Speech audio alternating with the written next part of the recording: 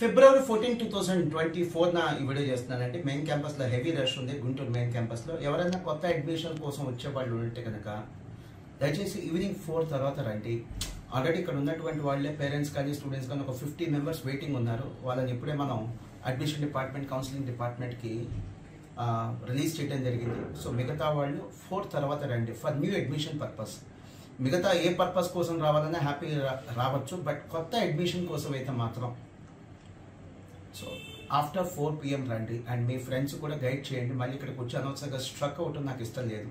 మీ valuable time waste చేయడం నాకు ఇష్టం లేదు. అందుకని వీడియో రూపంలో మిమ్మల్ని ఎలక్ట్ చేస్తున్నాను. ఈ అప్డేట్ని మీ ఫ్రెండ్స్కి కూడా పంపించండి. Thank you very much.